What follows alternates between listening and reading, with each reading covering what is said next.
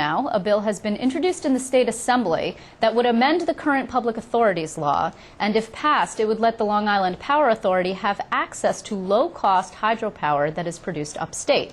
My next guest says that would hurt upstate communities, particularly in western New York. He is Republican State Senator George Maziarz. Senator, it is good to see you. It's always good to see you. Thanks for joining us. So I just want to, if you wouldn't mind giving us a little bit of a background on this, because I'm not sure that everyone understands what preference power means. Well, there's a specific block of power, about 700 megawatts, that's produced at the Niagara Power Project and the St. Lawrence Power Project. It's preference power. It's extremely cheap power. It's probably less than a penny a half a kilowatt, you know, which the market rates right now are 5-6 cents a kilowatt, maybe even higher in some places. So it's extremely cheap power, and it is not going to Long Island, period. If I have to cut the wire myself, I would do that. Okay. This is power that you understand how strongly I feel about it? I think I get it. I think I get it. Let me just ask you then. So let me make sure that I understand and the viewers get this right. What it is you guys have a power that is created. You've got a massive hydropower facility out there. And the idea is to keep some of that aside to help local folks offset their costs of doing business in New York, which we've discussed on this program many times is quite high, right? Many times. Okay. Exactly, exactly. I mean, you know, the most economically depressed areas in the state of New York are in western New York and upstate New York. I mean, to transfer this power downstate would be absolutely ridiculous. I mean, too many assets of the Power Authority now go downstate. You know, this legislation would be the ultimately the final nail in the coffin. This would actually raise rates in upstate New York. I mean, drive more businesses out. You know, just it's incomprehensible that this bill would even be considered. Okay, so I understand your vehemence, and I think most people would get that you're a local elected official, and so therefore you have your first responsibility is to protect the people that you represent and your neck of the woods, so to speak. Right. That said, I mean, we have a state here. It's a holistic state, and not to put too fine a point on it, but isn't what you're doing just sort of exacerbating the upstate-downstate divide? Downstate needs power just as much as everybody else. No, you know what? This wouldn't have, because there's so many businesses and individuals, you know, residential units down there. When you take this power and spread it over all of them, it wouldn't have that much of an impact. It wouldn't have that much of a positive impact. This is a lose-lose for everybody. This would take away power where it's needed the most for economic development in upstate New York. You know, we've attracted companies here because of the power. Yahoo, a Fortune 500, you know, internationally known company located in Lockport, New York. Why? Because of the availability of hydropower. It would be ridiculous to take this asset, spread it out over millions of customers downstate, where it would have almost little or no positive impact. You know, we have had conversations also on this show about energy, that specifically the governor wants to shut down Indian Point, and he says that he believes that there's a way to replace the, I think it's about 3,000 megawatts, if I'm not mistaken, worth of power, depending on demand, that Indian Point generates down to New York City. Is that right? Well, it's a little less than that, but it's a little less than that. It's closer to 2,000. Okay. So the thing is, upstate, as you're well aware, makes a lot of power. Downstate needs a lot of power, but it's getting it from point A to point B that's the problem. So you wouldn't be adverse. Go ahead. Which is another reason why this bill doesn't make any sense, because you probably couldn't get the power to downstate without improving the transmission lines. There's the Utica problem, and then south of Albany there's another transmission problem there. You'd have to spend hundreds of millions resolving those issues before you could even get this power down there, and it's not going to go down there anyway. So it's a non-starter. Right, I get it.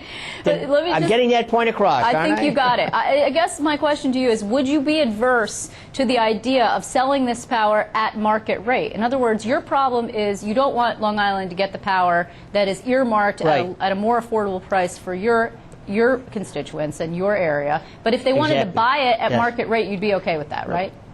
Yeah. Look, no, I would not be okay with that. It is not just about my constituents in Niagara, Orleans, and Western Monroe County.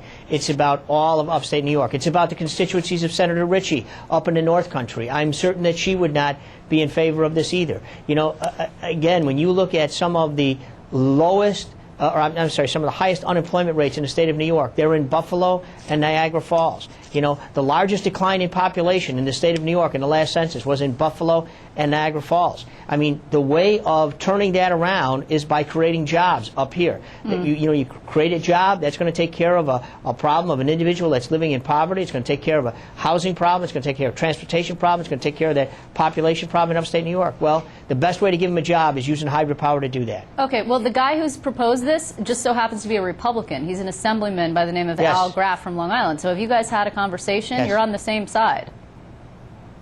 No, we have not had a conversation. I have to tell you honestly, I believe, and I apologize for not knowing, I think he's a newly elected assemblyman. He is. Yes, I really, I don't, I'm sure I've probably met him, but I don't know him very well. He never contacted me in drafting of this legislation. Not that he has to, but clearly, you know, it was not very well thought out. I think it exacerbates kind of that upstate-downstate divide that we already have in this state. But you know, downstate, you know, they've got other problems with LIPA. I mean, their financing of the Shoreham nuclear power plant has yet to be resolved. You know, the governor's initiative to close Indian Point, which would, I think, exacerbate the power issue in downstate New York. But the answer is not to take, you know, food off the table of people that don't already have enough food. Senator, you know, there's always been kind of, or for a while at any rate, a kind of an upset on the part of folks in Western New York like yourself who feel like NYPA generally is giving the short end of the stick to the western part of the state. So one thing that you wanted was a member of the board from Western New York. You started a petition over the summer. Did you get anywhere with that? Yeah. Yes, we did. You did. Well, we're getting a lot of signatures on the petition because people do feel shortchanged. Now, the governor has been extremely responsive to our call for that.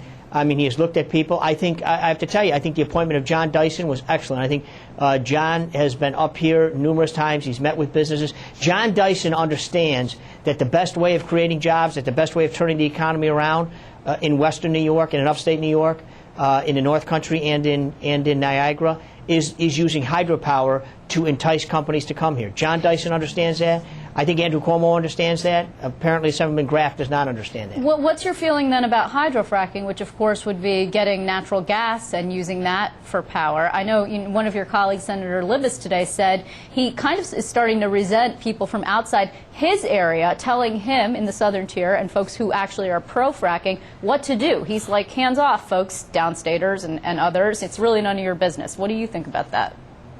I would tend to agree with him on that. You know, that's the Marcellus Shale. Drilling in the Marcellus Shale is an issue that's primarily in the southern tier of New York, a lot in Broome, Tioga counties, the area that Senator Libous represents. I respect his opinion. I agree with him. I just want to get just totally out of left field before I run out of time here with you. I want to get your view on a race that is heating up in your neck of the woods. We're going to be speaking with Mark Poloncarz. He's the Democratic county executive candidate. Yes. He's currently the Erie County Controller. You know, there's a Siena poll out there that has that race at 49-46. That's a very slim margin for the incumbent Republican Chris Collins. Do you believe that he's in trouble? No, I don't actually. Do you know the polling data is taken? You know, the first question that they always ask is, "Are people going to vote?" Unfortunately, I wish it were actually accurate. You know, unfortunately, I think we may have a record low voter turnout. Not many local races seem to be generating a whole lot of excitement this year in New York State. Anywhere, if I'm told, talking to my colleagues across the state, I think you're going to have maybe a record low voter turnout. I think that's shameful. I would encourage people to get out to vote. But I think the reality is it's probably going to be a low turnout, and Chris Collins is going to win comfortably. I will harken back to a couple of years ago. There was a primary for mayor of the city of Buffalo, and many television stations, not your television station, many television stations and newspapers were saying that it was neck and neck, 50-50. and the incumbent former Senator, Mayor Byron Brown, my good friend, a Democrat, won by 67% of the vote. Right. I mean, I'm not telling you that that's going to happen in this race, but I think Chris Collins is comfortably ahead, and I think it's going to be a low voter turnout, and I think Chris Collins is going to be reelected. Although both of the candidates are my friends, and both of them are very nice individuals. How's that for trying to stay in the middle of this whole That is not thing, too right? shabby there, Senator. Not too shabby. It is harder to call and to predict a low turnout race. We shall see. Obviously, we've got about just about 4 weeks, a little shy maybe of that, or a little bit over. Yes. Sorry. Thanks very much. Now, Liz, I can comfortably say that I'm not voting for either one. Of course, well, I don't you're not live in Erie Erie County, so sir. That's good, because otherwise you'd be breaking the law. Senator, I want to thank you very much for Chris being Collins with going to us. win, though. Chris Collins going to win. Thank you, Senator. Thank you. Okay. Very much.